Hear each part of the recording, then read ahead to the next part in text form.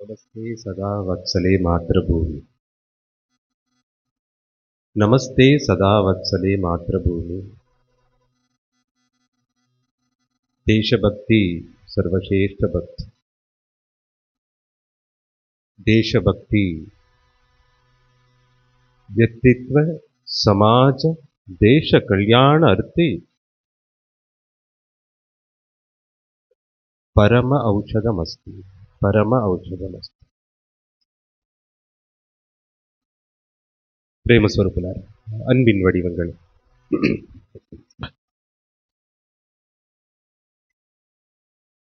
எல்லோருக்கும் இனிய சுதந்திர தின வாழ்த்துக்கள்.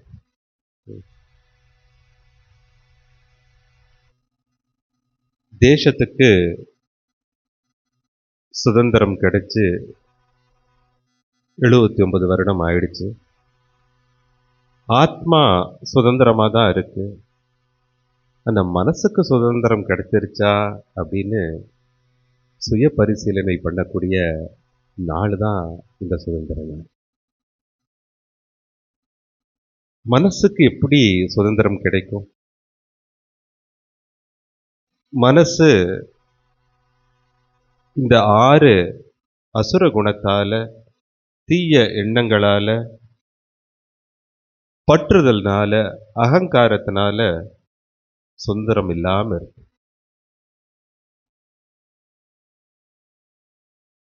அதுக்கு இந்த சுதந்திரம் இல்லாத தன்மை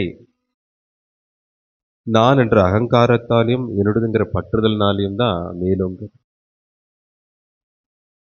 ஆனா இந்த 6 குணங்களும் சுய விருப்பத்துக்கு உட்பட்டது.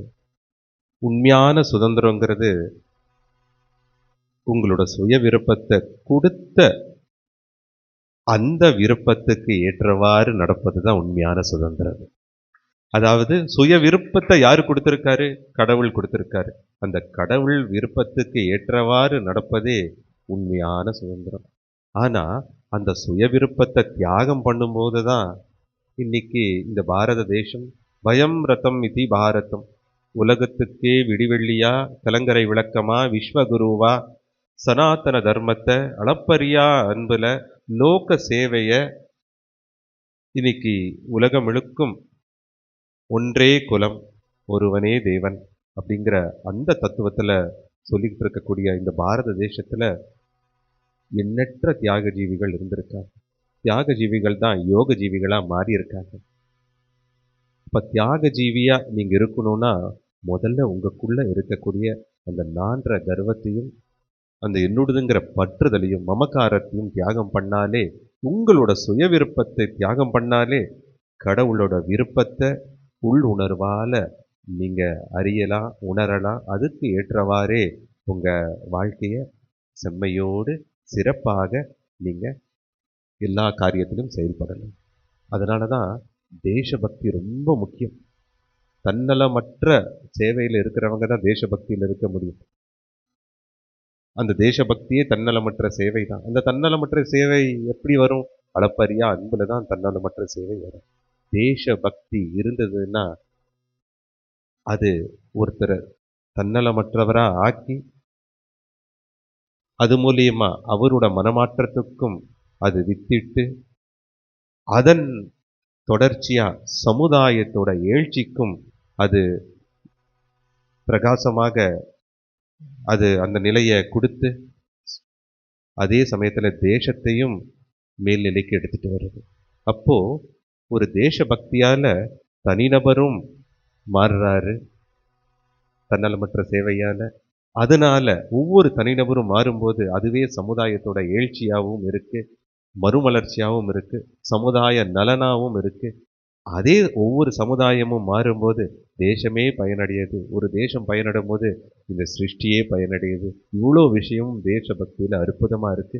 அந்த ஒரு தத்துவத்தை தான் பாரத தேசம் அன்றாட இந்த பூலோகத்துக்கே வழங்கிட்டு இருக்கு, இந்த வழங்கவும் இருக்கு. அப்பேற்பட்ட புண்ணிய பூமியா யோக பூமியா இருக்கக்கூடிய பாரத தேசத்தை என் தாய் மண்ணை நான் தலை வணங்குறேன். நான் தன்யனா இருக்கேன். ஏன்னா இப்பேற்பட்ட ஒரு புண்ணிய பூமியான பாரத தேசத்துல எனக்கு பிறப்பு கிடைச்சிருக்கு. அவதாரங்கள் இந்த தேச மண் புண்ணிய மண்ணுல அவதார பிரவேசம் நடந்திருக்கு. மகான்கள் வாழ்ந்திருக்காங்க. சித்த புருஷர்கள் வாழ்ந்து அவங்களோட சித்தி நிலைய மக்களுக்கு தந்திருக்காங்க. கடவுளே மனித வடிவில் வரக்கூடிய அந்த புண்ணிய தேசம்தான் நம்மளோட பாரத தேசம். அந்த பாரத தேசத்துக்கு நம்மளோட கொடுத்த தாய்க்கு நம்மளோட அனைத்தையும் அன்பை கொடுத்து அரவணைத்து நம்மளோட பாலூட்டி சீராட்டி வளர்த்த நம்மளோட தேக மாதாக்கே அவ்வளோ நன்றி கடன் படணும்னு சாஸ்திரம் சொல்லுது. தர்மசாஸ்திரமும் அதையே விளக்குது. அந்த நிலையில் இருக்கும்போது தேக மாதாவிட ஒரு படி வசதியா தேச மாதா இருக்காங்க. இன்னைக்கு பாரத மாதா ஒவ்வொருத்தரையும் அரவணைச்சு எல்லாத்தையும் தன்னோட மாத்திரு வாத்சல்யத்தால இன்னைக்கு ஒவ்வொருத்தருக்கும் அந்த அன்பை ஒவ்வொருத்தருக்குள்ளேயும் விதைச்சிருக்காங்க. ஆனா அந்த அன்பு ஒவ்வொரு நாளும் மேலோங்கதான். உண்மையா நீங்க பாரதத்தை நேசிக்கிறீங்க, இந்த சிருஷ்டியை நேசிக்கிறீங்கன்னா பாரதத்துல இருக்கக்கூடிய ஒவ்வொரு பிரஜையும் நேசிக்கணும். ஒவ்வொருத்தருக்காகவும் தன்னலமற்ற சேவையில நீங்க ஈடுபடணும். நிபந்தனையற்ற கருணை உங்களுக்குள்ள மேலோங்கணும். அனைத்து படைப்புகளையும் நேசிப்பதே உண்மையான சுதந்திரம். அதுவே கடவுள் விருப்பமாக இருக்கு. அந்த விருப்பத்துக்கு ஏற்றவாறு நடப்பதே உண்மையான ஆத்ம சுதந்திரமா இருக்கு. அந்த சுதந்திரம் எப்ப கிடைக்கும்? உங்களோட சுய விருப்பத்தை உங்களோட விருப்பு வெறுப்பை தியாகம் பண்ணும்போது தான் இந்த அரிஷத் வரத்கான்னு சொல்லக்கூடிய காமம், குரோதம், மோகம், லோபம், மதம், மத்சரியம் இந்த 6 தீய குணங்களை நீங்க தியாகம் பண்ணும்போது தான் உண்மையான அந்த சுய விருப்பம் இருக்கு. இதுல இந்த 6 தீய குணங்களுக்கு தான் இன்னைக்கு மனது அடிமையா இருக்கு. மனது அதுக்கு அடிமையாதனால தேகமும் பற்றுதல்னால தேகிங்கிற ஆத்மாவை உணராம திரும்ப திரும்ப பந்தத்துக்கும் பாசத்துக்கும் பற்றுதல்ல இருந்து பற்றின்மைய உணராம சுதந்திரம் இல்லாத நிலையில இருக்கு. தேசம் சுதந்திரம் அடைந்துருச்சு. ஆனா நீங்க சுதந்திரம் அடையணும்னா, ஆத்ம சுதந்திரத்தை முழுமையா உணரணும்னா உங்க சுய விருப்பத்தை உங்களுக்குள்ள இருக்கக்கூடிய பரமாத்மா விருப்பத்துக்கு ஏற்றவாறு அதை தியாகம் செய்யணும், முழுமையா சமர்ப்பணம் செய்யணும். அதுதான் உண்மையான சுதந்திரத்தோட அர்த்தம் கூட. True independence is independent in God always at all times in all circumstances. இதுதான் உண்மையான இண்டிபெண்டன்ஸ். இதை தான் நீங்க ஒவ்வொருத்தர் பண்ணணும். இல்லைன்னா இந்த தேசத்திலேயோ இல்ல நல்ல புண்ணியம் செஞ்சா போக பூமியிலையும் பிறப்பு கிடைக்கும். பிறப்பு இருந்தா இறப்பும் இருக்கும். பிறப்பு இறப்புங்கிற அந்த சுழற்சிக்கு இந்த ஆத்மா தன்னோட சுதந்திரத்தை தன் நிலைய சுயத்தை உணர்ற வரைக்கும் இந்த கர்ம விதி உங்களை கஷ்டப்படுத்தும்னு சொல்ல மாட்டேன், அனுபவத்தை கொடுத்துட்டே இருக்கும். இதை தான் நீங்க உணரணும். சீன மேதை, சீனத்துல இருந்த மகா ஞானி, மத போதகர்னு கூட சொல்லலாம், கன்ஃபூஷியஸ் தன்னோட சீடர்கள் கிட்ட தன்னோட பக்தர்கள் கிட்ட அவர் எப்பவுமே ஒரு விஷயத்த தன் வாழ்நாள் முழுவதும் சொல்லிக்கிட்டே இருந்தார். ரொம்ப ஆச்சரியமானது. நிறைய உபதேசம் கொடுக்கல, கீர்த்தனைகளை பாட சொல்ல, தீர்த்த யாத்திரைக்கு போக சொல்லல, அன்றாட ஆன்மீக பயிற்சிக்கும் அவரு இதெல்லாம் பண்ணுங்கிற அந்த ஒரு ஆக்னியான்னு சொல்லக்கூடிய ஆணையும் பிறப்பிக்கல. ஒரே ஒண்ணு மட்டும் தான் சொல்லிட்டு இருந்தார், தன்னலமற்ற சேவையை பண்ணுங்க, நிறைய புண்ணியம் பண்ணுங்க, புண்ணியம் பண்ணுங்க, புண்ணியம் பண்ணுங்க, புண்ணியம் பண்ணுங்கன்னு சொல்லிட்டே இருந்தார். ஒரு நாள் ஒரு சீடர், குருவே என்ன இது, சுமார் 12 வருடமா இந்த ஒரு வார்த்தையை மட்டும் சொல்லிட்டு இருக்கீங்க, இது தவிர உங்களுக்கு வேறு எதுவும் தெரியாதா அப்படின்னு அவரை பார்த்து கேட்டாங்க.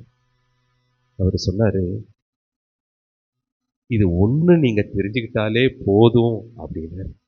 எவ்வளவு ஒரு பெரிய அர்த்தம் பாருங்க. இந்த புண்ணியம் பண்ணுங்க, புண்ணியம் பண்ணுங்க, தர்ம காரியத்துல ஈடுபடுங்க அப்படின்னு சொல்லிட்டே இருக்கீங்களே, இதை தவிர வேறு எதுவுமே தெரியாதா? ஒரு குருவா இருந்தா பல கருத்துக்களை சொல்லணும், உபதேசங்களை சொல்லணும், ஆன்மீக பயிற்சிகளை எப்படி பின்பற்றணுங்கிறத சொல்லணும், மந்திர ஜபத்தை சொல்லணும், தியானத்தோட முறையை சொல்லணும். இதெல்லாம் நீங்க சொல்லாம ஒன்னே ஒன்று மட்டும் சொல்லிட்டு இருக்கீங்களே, அதுவும் இடைவிடாம தொடர்ச்சியா சொல்லிட்டு இருக்கீங்களே, புண்ணியம் செஞ்சா என்ன கிடைக்கும்னு அந்த சீடர் கேட்டார். அப்ப அவர் சொன்னார், பாரதத்துல பிறக்கிறதுக்கு பாக்கியம் கிடைக்கும்னு சொன்னார். இந்திய தேசத்துல பிறக்கிறதுக்கு பாக்கியம் கிடைக்கும்னு ரொம்ப ஆச்சரியப்பட்டாங்க சீனர்கள், சீன மக்கள். பாரதத்துல பிறக்கிறது என்ன அவ்வளவு விசேஷம் போது, பாரதத்துல பிறந்தாதான் உங்களுக்கு முக்தினர், மோட்சம் கிடைக்கும்னர். ஏன்னா புண்ணியம் பண்ண பண்ண பாரதத்துல நீங்க ஜென்மம் எடுப்பீங்க. பாரதங்கிற இந்தியா தேசத்துல ஜென்மம் எடுக்கும் போது உங்களுக்கு கொஞ்சமாவது முமுட்சுங்கிற அந்த ஆன்மீக உணர்வு, அந்த ஆற்றல், அந்த தேடல் அது இருக்கும்போது உங்களை தேடி குரு வருவார். இல்லைன்னா அந்த உணர்வே உங்களை ஒரு குருவிடம் தேடி அவரை அறியக்கூடிய, அவரை அருகாமையில் இருக்கக்கூடிய அந்த வாய்ப்பு கிட்டும். அந்த வாய்ப்பை நீங்க பயன்படுத்திட்டீங்கன்னா உங்களுக்கு முக்தி கிடைக்கும், நிரந்தரமான சுதந்திரம் கிடைக்கும். அதுதான் உண்மையான விடுதலை. தலையில் இருக்கிறதெல்லாம் விட்டு தொலைக்கிறது தான் விடுதலையே. உண்மையான விடுதலை என்ன? தலையில் இருக்கிறது எல்லாத்தையும் விட்டு தொலைக்கிறது. அச்சம், ஆசை, ஆசை இல்லாம இருக்கிறது, ஆசையற்ற நிலையே பெரிய சுதந்திரம். அச்சம் இல்லாத நிலையே பெரிய சுதந்திரம். பற்றின்மையே பெரிய சுதந்திரம். நான் உங்களுக்கு இந்த வடிவத்தோட, இந்த அன்பின் வடிவத்தோட ஒரு சின்ன சம்பவத்தை பகிர்ந்துக்க விரும்புகிறேன். நேரம் குறைவா இருக்கு, இருந்தாலும் சொன்னார். சுமார் 8 வருஷத்துக்கு முன்னாடி ஒரு காலகட்டம், பகவான் ஸ்ரீ சத்ய சாய் பாபாங்கிற அந்த பிரேமுக்கு சாகர், அந்த அளப்பரிய அன்பின் வடிவத்தால ஈர்க்கப்பட்டு அவருடைய அன்றாட துணையால, உறுதுணையால, அறிவுரையால, அரவணைப்பால இந்த வடிவம் ஆன்மீக எழுச்சியை, ஆன்மீக ஞான உதயத்தை அடைந்தது. அப்போ வீட்டில் இருக்கிறவங்கெல்லாம், குறிப்பா இந்த உடம்போட தந்தை, தாயார், சொந்த பந்தங்கள் எல்லாம் சொல்லுவாங்க, நீ இந்த உலக ரீதியான கல்வியை படிச்சிருக்க, MBAவை படிச்சிருக்க, நீ போய் வேலைக்கு போனா நல்லா சம்பாதிக்கலாம், விதேசத்தோட அந்த வேலை வாய்ப்பு, ஃபாரின்ல வேலை செஞ்சிட்டு இருந்த, அதையும் நீ தியாகம் பண்ணிட்டு வந்த, இதுவா பக்தி? குடும்பத்தை பார்த்துக்கணும் இல்லையா, சமுதாயத்தையும் பார்த்துக்கணும் இல்லையா, அப்பா அம்மா பேச்சு கேட்கணும் இல்லையா, பொருள் தேவையும் இருக்கு இல்லையா, இப்படின்னு எண்ணற்ற கேள்விய மனசு மூலியமா எல்லா சொந்த பந்தங்கள் எல்லாம் சேர்ந்து விதைச்சாங்க. அங்க ஒரு ஒப்பீடலும் வருது. அதுவும் பாருங்க, உங்களோட படிச்சவங்க காரு வாங்கிட்டாங்க, கோயம்புத்தூர்ல நிலம் வாங்கிட்டாங்க, ஆஸ்திரேலியாலும் அமெரிக்காலும் இருக்காங்க, உன்னால ஒன்றும் பண்ண முடியலையே, இதுவா நீ உன்னை வளர்த்து ஆளாக்குன தந்தைக்கு, லோன் வாங்கி படிக்க வச்ச இந்த தந்தைக்கு நீ கொடுக்குற மரியாதையா அப்படின்னு எண்ணற்ற, நான் சோதனைகள்னு சொல்ல மாட்டேன், மறுபடியும் சொல்ற அனுபவங்கள். ஒரு முறையா ஒரு பக்கத்துல பகவான் ஸ்ரீ சத்ய சாய்பாபா அந்த அற்புத திவ்ய ஸ்வரூபத்தால என்னை அரவணைத்து அந்த தெய்வாற்றல்னால என்னை வழி நடத்திட்டு இருக்காரு. இன்னொரு பக்கத்துல அதுக்கு எதிர்மறையா அந்த மாயை, பற்றுதல், அகங்காரம், மமக்காரம், சொந்த பந்தங்களால, பந்த பாசத்தால, சுயநலத்தால, இதுவும் அதெல்லாம் திணிக்கக்கூடிய அந்த நிலையும் வந்தது. எதுக்கும் நான் செவி சாய்க்கல. என்னோட குரு என்ன சொன்னாரோ அதை மட்டும் தான் நான் செஞ்சேன். எண்ணற்ற அனுபவங்கள் நடந்தது. பொருளே இல்லாத நிலையும் இருந்தது. ஆனா பொருளை கொடுத்த அருளாளர் பக்கத்துல இருக்கும்போது, ஆதி பிரம்மம் பக்கத்துல இருக்கும்போது என்ன கவலைங்கிற அந்த அச்சம் என்கிட்ட, அச்சமே இல்லாத, அச்சமின்றி அந்த நிலை தான், அச்சமின்மைன்னு சொல்லக்கூடிய அந்த நிலை தான் இருந்தது. பயமே இல்லாம இருந்தது. ஆனா அழுத்தம் இருந்ததே இருந்தது குடும்பத்துல இருந்து. காலப்போக்குல எது சொன்னாலும், இந்த தேகத்தோட அப்பா சொன்னாலும், அம்மா சொன்னாலும், இன்னும் சொல்ல போனோம்னா யசோதா அம்மாவே சொன்னாலும், உற்றார் உறவினர்லாம் சொன்னாலும், எதுக்கும் நான் செவி சாய்க்கல. அப்படியே புன்சிரிப்பு தான், சகிப்புத்தன்மை, பொறுமையோடு இருந்தேன். ஆனா காலங்கள் உருண்டு ஓடிடுச்சு, நிறைய நிலை மாறிடுச்சு. எண்ணற்ற சேவைகள் அறக்கட்டளை மூலியமா, இந்த உணர்வு மூலியமா, சத்யசாய் உணர்வுலயே செஞ்சு நிறைய ஒரு விதத்துல கொஞ்சம் பிரபலமானதுக்கு அப்புறம் அந்த பாலிய சிநேகிதர்கள், அந்த பொருளை ஈட்டியவர்கள்லாம் இப்போ எல்லாம் என்ன கேட்குறாங்கன்னா, உன்னோட ஒரு 5 நிமிஷம் பேசினாலே எனக்கு மன நிம்மதியா இருக்கு. நீ எப்போ எங்க வீட்டுக்கு வர? எப்போ எங்க கிராமத்துக்கு வர? அ எப்போ எங்களுக்கு உபதேசம் செய்ற? அ எங்களுக்கு அப்படின்னா என்ன அர்த்தம்? இதோட அர்த்தம் என்ன? பொருள் தேவைகளை பூர்த்தி செஞ்சா மட்டும் ஆத்மா திருப்தி அடையாது. அது இந்த தேகத்துக்கும் மனசுக்கும் தற்காலிக திருப்தியை கொடுக்கலாம். காசு, பணம், பதவி, அ இந்த சமுதாயத்தை தற்காலிகமா திருப்திப்படக்கூடிய அந்த விஷயமெல்லாம் இருந்தாலும் திருப்தி அடையாது. அவங்க இப்ப எதிர்பார்க்கிறது மனநிறைவு, அமைதி. இந்த வடிவத்திலிருந்து அவங்க எதிர்பார்க்கிறது ஆனந்தம், அந்த பேரின்பம். இந்த வடிவம் போனாலே அவங்களுக்கு மனநிறைவு கிடைக்குது, ஆனந்தம் கிடைக்குது. இப்போ உபதேசம் சொல்லுன்னு சொல்றாங்க. முதல்ல இதெல்லாம் தவறு, இப்படி இருக்கக்கூடாது, குடும்பத்தை பார்த்துக்கோ, உன்னோட உற்றார் உறவினரை பார்த்துக்கோ, உன்னோட பெற்றோருக்கு ஏற்றவாறு நடந்துக்கோ, அஹ், உனக்கு தேவை இருக்கு அப்படின்னு சொன்னவங்க இப்போ என்ன ஆயிருக்கு? இப்போ ஒரு 5 நிமிஷம் என்கிட்ட வந்துட்டு போறியா? என்னோட கிராமத்துக்கு வரியா? என் வீட்டுக்கு வரியா? ஒரு அறிவுரையை சொல்றியா? அஹ், ஏதோ உபதேசத்தை சொல்லு, நாங்களும் வாழ்க்கையில உங்க நிலையை நாங்க அடையணுங்கிற அந்த இதுல என்னோட சிநேகிதர்களும், இன்னும் சொல்ல போனோம்னா சகோதரர்களும், குடும்ப இந்த தேகத்தோட இந்த ஆத்மா பரமாத்மானும் போது அண்ட பிரம்மாண்டமே என்னோட குடும்பம் தான், பிரபஞ்சமே என்னோட குடும்பம் தான், எல்லாமே என்னோட குடும்பம் தான். ஆனா இந்த தேகத்துல, இந்த பிறவியில, இந்த அவதார காலகட்டத்தில் இருக்கக்கூடிய குடும்ப உறுப்பினர்களோட மாற்றம். அப்போ என்ன? பொருள் தேவை எதையும் பூர்த்தி செய்யல. அதனாலதான் அருளாளர்கிட்ட அருள் இருக்கிற இடத்துக்கு வராங்க. இதுதானே சத்தியம், இதுதானே சுதந்திரம். இன்னைக்கு அதுதான் அவங்களுக்கு அந்த பொருள், அந்த பணம், அவங்களோட உத்தியோகம், அதெல்லாம் அவங்களுக்கு திருப்தி அடைச்சிருந்ததுன்னா, திருப்தி அதுல கிடைச்சிருந்ததுன்னா, அந்த அந்த மனநிறைவு அதுல இருந்ததுன்னா, ஏன் என்ன தேடி வர்றாங்க? ஏன் என்ன கூப்பிடுறாங்க? ஏன் என்னோட தர்ஷனத்துக்கும் சம்பாஷணத்துக்கும் ஏங்குறாங்க? இதுதான் சத்தியம். தியாகமே உங்களுக்கு அமிர்தத்துவ நிலையை உணர்த்தும். தியாகத்தால தான் இந்த தேசம், தியாகிகளால தான் இந்த தேசம். அந்த தியாகிகளால் தான் இன்னைக்கு இந்த 79வது ஆண்டு சுதந்திர தினத்தை கொண்டாடுறோம். நீங்களும் உங்களோட அகங்காரத்தையும் மமகாரத்தையும் தியாகம் செய்த நீங்களும் சாக்ஷாத் பரபிரம்மே, நீங்களும் கடவுள் தான். அதை உணரலாம். அதுக்கு உங்களுக்கு சுதந்திரமா செயல்பட அந்த சுதந்திரத்தை கொடுத்தவரை நீங்க உணர்றது தான் உண்மையான சுதந்திரம்.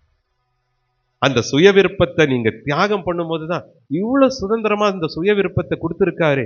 அவரோட விருப்பத்துக்கு அதுலயே இவ்வளவு சுதந்திரம் இருக்குன்னா, என் மனசு நினைச்சபடி நான் எல்லா விஷயத்தையும் நான் செய்யறேன்னா, அது அறியாமையில செய்யக்கூடிய தப்பான காரியமாகட்டும், இல்ல ஞானத்துல தெய்வீக அறிவுல செய்யக்கூடிய நற்காரியங்களும் சத்கர்மங்கள் ஆகட்டும், அதுலயே அவ்வளோ ஆனந்தம் கிடைக்கும் போது, அந்த சுய விருப்பம் சுதந்திரத்தை கொடுக்கும்போது, அந்த சுய விருப்பத்தை கொடுத்தவருக்கு நான் இந்த சுய விருப்பத்தையே காணிக்கையா தியாகமா சமர்ப்பணம் பண்ணும்போது, அந்த கடவுளோட விருப்பத்துக்கு ஏற்றவாறு நடக்கும்போது, அதுதான் நிலையான சுதந்திரம், அதுதான் நிரந்தரமான சுதந்திரம். அதை தான் ஒவ்வொருத்தரும் உணரணும்.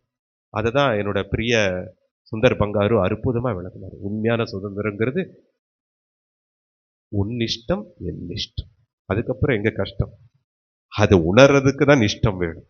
அதுதான் அந்த நிலையில தான் நீங்க ஒவ்வொருத்தரும் இருக்கணும். இதுதான் உண்மையா கிருஷ்ண பாவம் கூட. கிருஷ்ண பாவம்ங்கிற உங்களோட சுய பிரதிபலிப்பையே கிருஷ்ண உணர்வுங்கிறது தான். கிருஷ்ணா அந்த கிருஷ்ணா கான்சியஸ்னஸ்ல சுய உணர்வுல அந்த அவளோட சுயத்தையே எல்லா இடத்துலையும் பார்த்தாங்க. விருப்பு வெறுப்பே இருக்காது.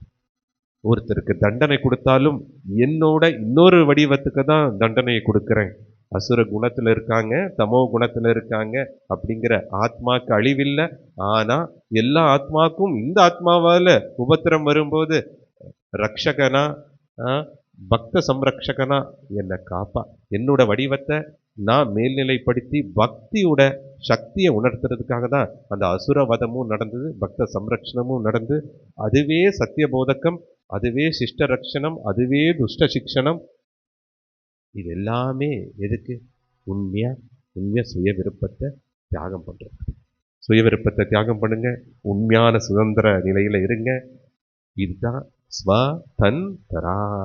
தரா அப்படின்னா கடந்து போகிறதுன்னு அர்த்தம். தன்னுங்கும் போது இந்த உடம்பை கடந்து, மண்ங்கிற மனசை கடந்து, ஆத்மா ஜீவாத்மா பரமாத்மாவோட அங்கம்ங்கிற அந்த கட்டுப்பாட்டையும் கடந்து நீங்க தெய்வ நிலைய பரமாத்மா பாவத்துல அந்த உச்சபட்ச ஒப்புயர்வற்ற இந்த தெய்வீக ஆளுமையில நீங்க இருக்கணும். இதுதான் உண்மையான சுதந்திரம். இந்த பூலோகத்துக்கு வந்த கடமை என்ன?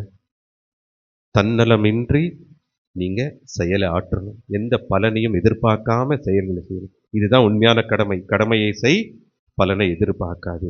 கண்ணியம்ங்கிறது என்ன?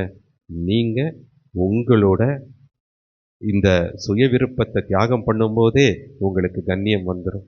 அந்த கண்ணியம் வரும்போதே கட்டுப்பாடும் வந்துடும். அந்த கட்டுப்பாடுல இருக்கும் போதே உங்களுக்கு எல்லாமே கட்டுப்பட்டுருவாங்க. ஆக்கர்ஷணம் கர்ஷ்யதி இது கிருஷ்ணா, கர்ஷ்யதி இது கிருஷ்ணா அப்படின்னா அந்த அந்த அளப்பரிய அன்புல இருக்கும்போது எல்லாமே ஈர்க்கப்படுவார்கள். காந்தத்தை தேடி இரும்பு துண்டு போற மாதிரி எல்லாமே அந்த அன்பால ஈர்க்கப்படுவார்கள். அதுதான் ஒரு விதத்துல கிருஷ்ணாமிரத ஹால்ல இந்த சாய் கிருஷ்ணா மூலியமாவும் லீலை மூலியமும் அதுதான் நடந்துட்டு இருக்கு. அந்த அன்பு தான் ஈர்க்கும். அதுதான் நீங்க ஒவ்வொருத்தரும். இதுதான் உண்மையான கடமை, கண்ணியம், கட்டுப்பாடு. கடமை, கண்ணியம், கட்டுப்பாடுங்கிறது இதுதான். மூணுமே உங்களை சுதந்திர நிலையில வைக்கிறதுக்காக தான், ஆத்ம சுதந்திரத்தை கொடுக்கறதுக்காக தான், நித்திய முக்தங்கிற அந்த நிலையை உணர வைக்கிறதுக்காக தான். ரொம்ப சந்தோஷம், மற்றற்ற மகிழ்ச்சி. இந்த சாட்சாத்கார அறக்கட்டளை மூலியமா தேசபக்தி தான் இங்க மேலோங்கி இருக்கு. இந்த பாரத தேச மக்களுக்கு, தரித்திர நாராயணர்களுக்கு, தேவைப்படக்கூடிய அந்த ஜீவாத்மாக்களுக்கு சர்வபூத தயா, சர்வ ஜீவ அஹிம்சாங்கிற அந்த உணர்வுல எல்லாத்துக்கும் தன்னலமற்ற சேவை நடந்துட்டு இருக்கு. இதுதான் தேசபக்தி. இதுதான் தேசபக்தி. இதுதான் தேசபக்தி. இது இன்னும் இன்னும் அதிகமாகும்.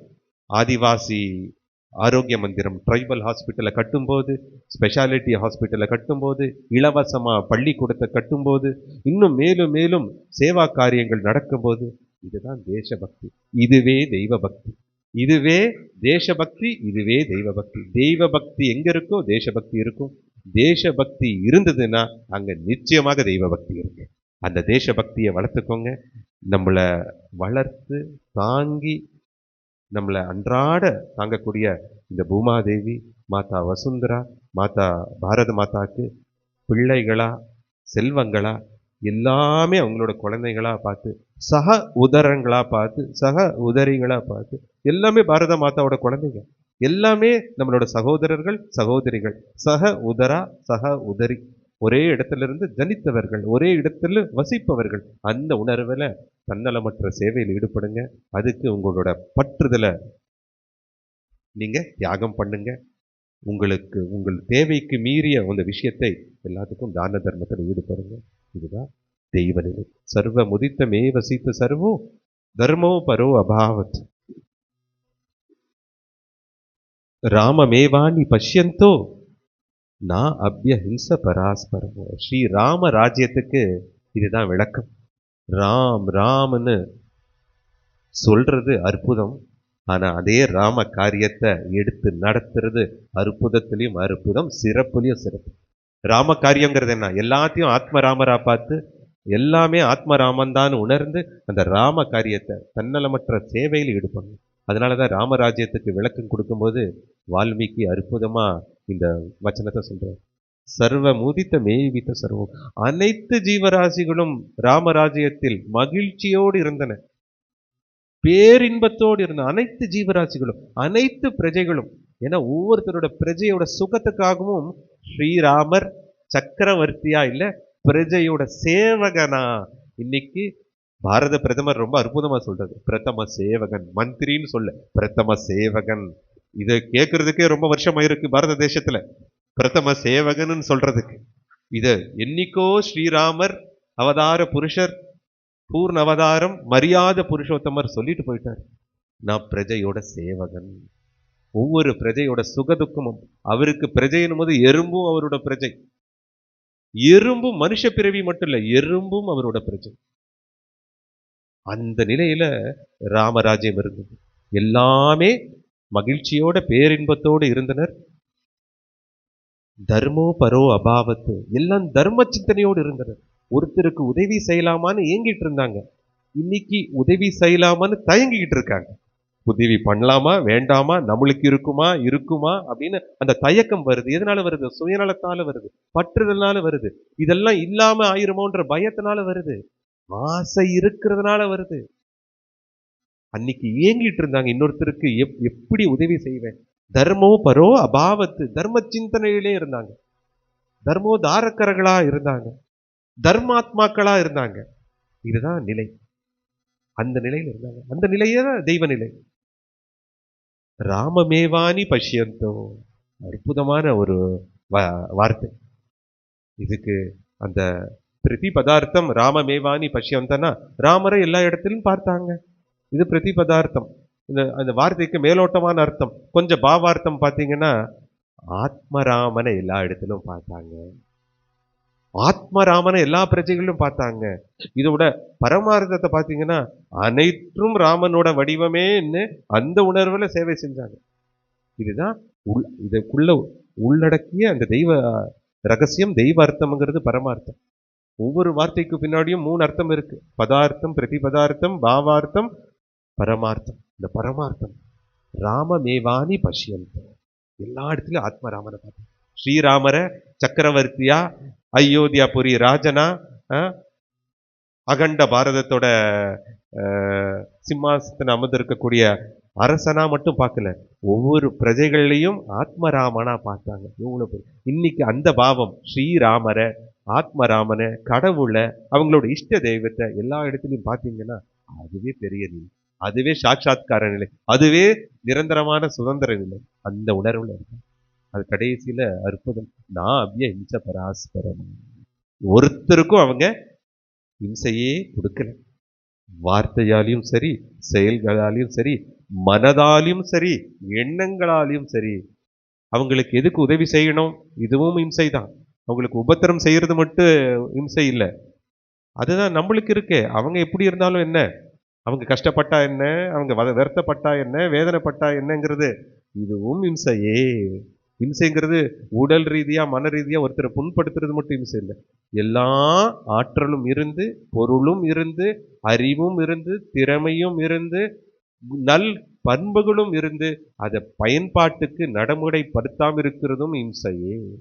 இது என்னோட வாக்கு, இது என்னோட வாக்கு. அதனால எண்ணற்ற ஜீவாத்மாக்களுக்கு அவங்களுக்கு முடிந்த அளவுக்கு இல்லை, உங்களுக்கு முடிந்த அளவுக்குன்னா ஒரு ஒரு ஒரு அளவுகோலை வச்சுக்கிட்டு ஒரு திரையை நீங்களே போட்டுக்கிட்டு இல்லை.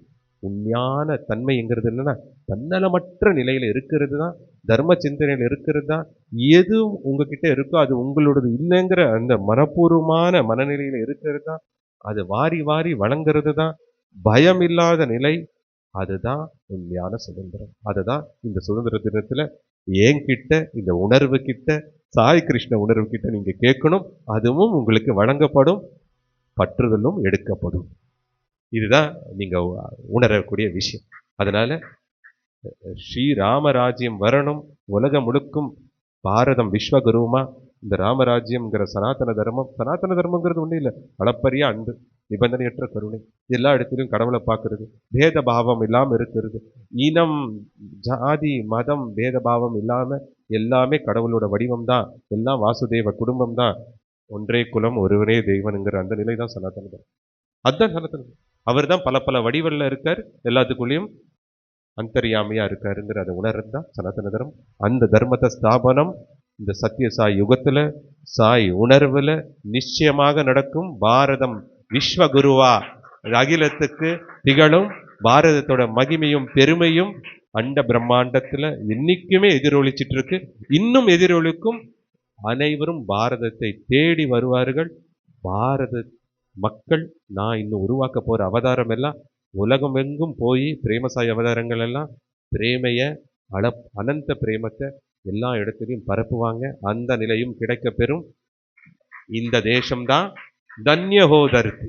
இந்த தர்த்தி தான் தன்யம். இந்த பாரதத்துல பிறந்திருக்கிறதே மகாபாக்கியம். ஒவ்வொரு நாளும் தோள்பட்டையில நீங்களே பெருமையா சொல்லிக்கணும். நெஞ்சில கை வச்சு நீங்க சந்தோஷப்பட்டுக்கணும். இந்த பாரதத்துல நான் பிறந்திருக்கேன், புண்ணிய பூமியில நான் பிறந்திருக்கேன், அவதாரங்கள் பிறந்த பூமியில பிறந்திருக்கேன். இங்க இன்னும் இல்லை, இங்க அன்புக்கு எல்லையே இல்லை. அதுதான் உணரணும். மற்றற்ற மகிழ்ச்சி. இன்னொரு முறை உங்க எல்லாத்துக்கும் இனிய சுதந்திர தின வாழ்த்துக்கள். இந்த தினம் இந்த தேசத்தை சுதந்திரத்தை கொண்டாடுற தினமா மட்டும் இல்லாம ஒவ்வொரு சுதந்திர தினம் வரும்போதும் நீங்க சுதந்திரம் ஆகிறதுக்கு என்ன முயற்சி எடுத்திருக்கீங்கிற அந்த பகுப்பாய்வும் அந்த சிந்தனையும் உங்களுக்கு இருக்கணும். ரொம்ப சந்தோஷம்.